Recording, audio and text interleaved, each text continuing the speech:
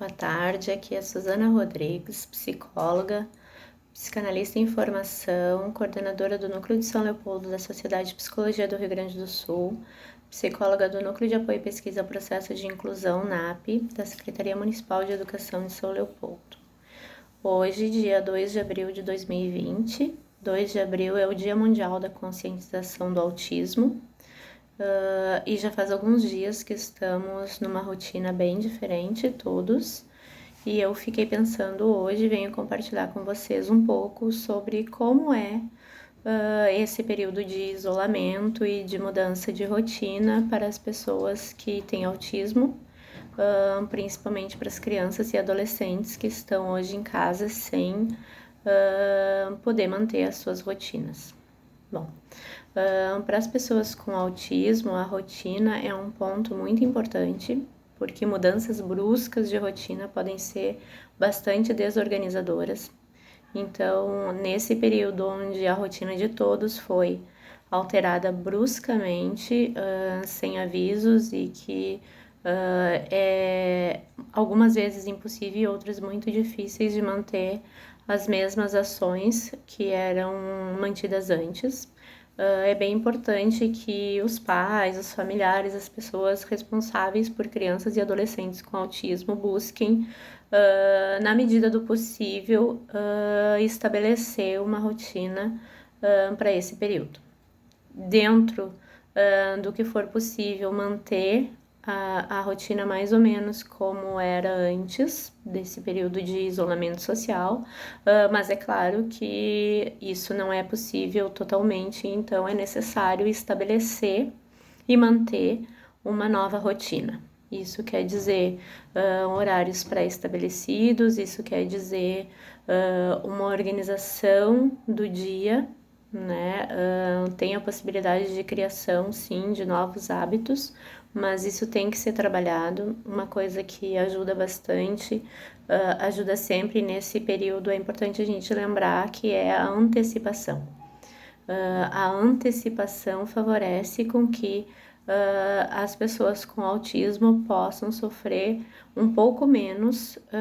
com as alterações. Então, poder estar sinalizando para essa criança, para o adolescente,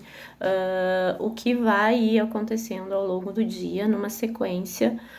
pode ajudar a acalmar.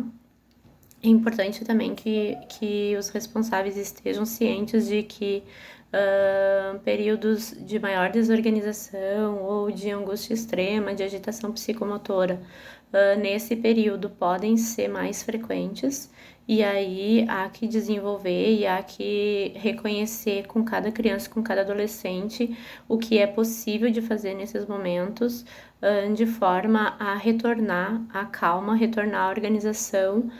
o mais breve possível, porque um período muito longo de agitação psicomotora e de desorganização psíquica é muito sofrido, é desgastante, não só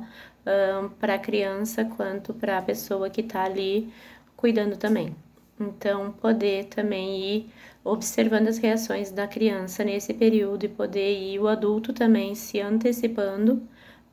no sentido de conseguir prever ou intuir desencadeadores desses momentos de maior desorganização, ajuda bastante, porque aí se pode, na medida do que for possível, controlar as situações do ambiente para que isso não ocorra, e também observar e ir aprendendo e ir testando o que pode ser útil nesse momento para acalmar a criança e o adolescente, né? É importante nesse período também de que o que for possível manter dos atendimentos sejam mantidos por via remota, por chamada de vídeo, por, enfim, outros aplicativos que os profissionais têm utilizado, porque os atendimentos são extremamente importantes, e quando não puderem ser mantidos, porque há situações em que realmente vai ficar inviável manter os atendimentos, os responsáveis devem estar em contato, e com certeza os profissionais que atendem a criança e adolescente vão estar disponíveis nesse período de uma forma ou de outra para dar um suporte nesses momentos, porque embora não se mantenha a terapia tal qual,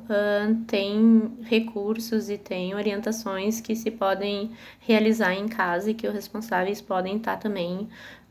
buscando auxílio para isso. Outra coisa muito importante em relação às pessoas que têm autismo é o sentimento de concretude das coisas. Então, é bem importante que elas sejam protegidas desse excesso de informações a que nós adultos estamos aí expostos. Então, quando os familiares forem assistir os noticiários, enfim, tá acompanhando pelas redes sociais tudo o que está acontecendo, é importante proteger as crianças dessas informações, né? Isso não quer dizer que a gente as mantenha alheias ao que está acontecendo, muito pelo contrário. É importante que elas estejam informadas, mas essa informação que a criança e que o adolescente vai receber, ela tem que ter passado por um filtro do adulto. Então, o adulto se informa, processa a informação e tenta traduzir isso de uma maneira que a criança possa entender de uma forma menos angustiante, porque se ela for observar, enfim, isso conosco também, as notícias tais quais elas estão circulando por aí, isso vai gerar um grau de ansiedade desnecessário nesse momento, e o que a gente tem que buscar são formas de acalmar essa criança com informações corretas, mas adequadas à capacidade de compreensão dela. Também em relação a isso, é importante que a família, os cuidadores consigam propiciar para essa criança um contato, mesmo que seja via vídeo ou por imagem, com as pessoas com as quais essa criança e esse adolescente estavam acostumados a conviver. Então, olhar fotos, fazer chamada de vídeo para algum colega da escola ou mesmo para o professor da escola,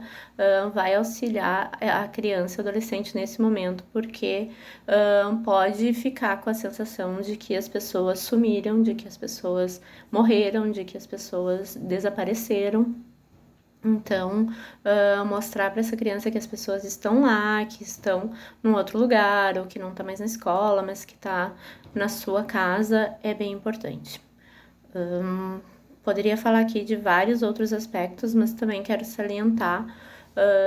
que tão ansiogênico quanto é para a criança e para o adolescente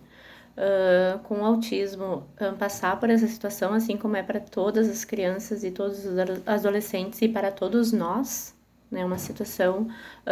de muita angústia, muita ansiedade, muitos medos, em que todo mundo está aí com excesso de muitas coisas e muita falta de outras coisas. É importante que quem está em casa, com crianças, com adolescentes com autismo, possam se amparar, buscar auxílio dos profissionais que estão acompanhando a criança, o que acompanhavam a criança, poder também conversar com outros pais, com outras mães, com outras pessoas responsáveis, porque a gente tem uma previsão aí de que isso ainda dure algum tempo, então não vai ser tão já que vai ser possível retomar a rotina, retomar as atividades. É importante contar com a sua rede de apoio, e quem não tem uma rede de apoio